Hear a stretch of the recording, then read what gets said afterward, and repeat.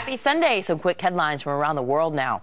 3 al-Qaeda militants are believed to be dead following a U.S.-led drone strike in central Yemen. U.S. security officials not releasing many more details. And Israeli Prime Minister Benjamin Netanyahu heading to Washington, D.C. right now for his controversial address to Congress. The number of Democrats skipping out on his speech has ballooned to 34. That does include Vice President Joe Biden. And brand new footage this morning of the English school girls who left home to join ISIS. CCTV shows the teenagers in Istanbul walking around a bus station before it's believed they were then smuggled over the Syrian border. Clayton? Thanks, Anna. Up in smoke. Now that pot is legal in our nation's capital, cops can no longer make a stop just because they smell marijuana in the air. So what if police smell liquor on a driver's breath? Does that mean they can go free? Here to debate these tough legal questions are attorney Elliot Feely and criminal defense attorney Matt Kaiser. Nice to see both of you this morning. Good morning. Good morning. Matt, I want to start with you.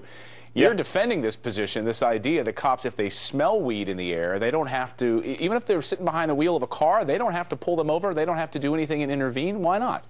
Well, look, for years, a common and effective police tactic has been to pull over a car full of young black men.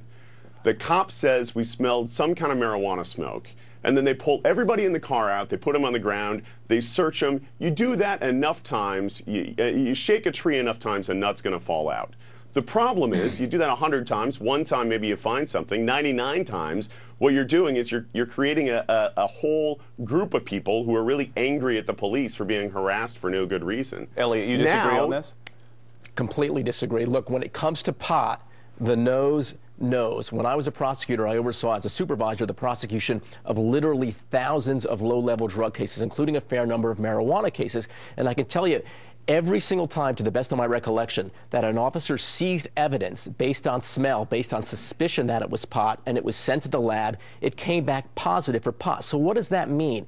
It means that the suspicion based on odor turned out to be a reasonable one. And that's important because that's the prevailing constitutional standard. Under the law, when you have a reasonable suspicion of criminal activity, you're allowed to stop, to detain, to investigate further, okay? So if, in my experience, the smell led to a reasonable suspicion, then this guideline contradicts that.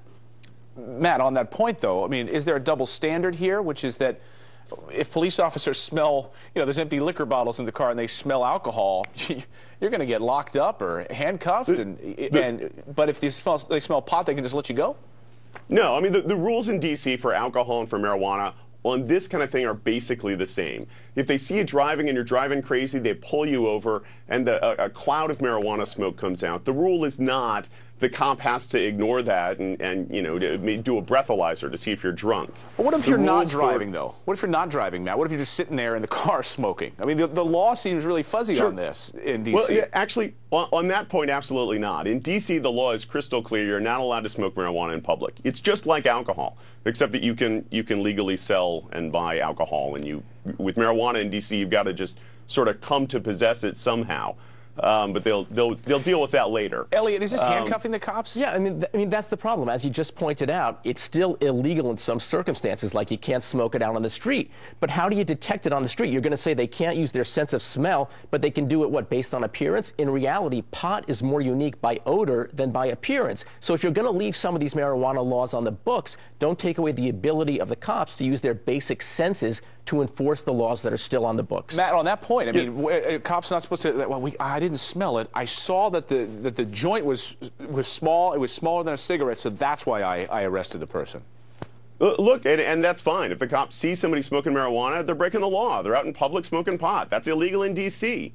It's illegal in Colorado. You can't be smoking, just like you can't take a bottle of vodka and drink it on the corner. You can't take a marijuana cigarette and smoke that on the corner.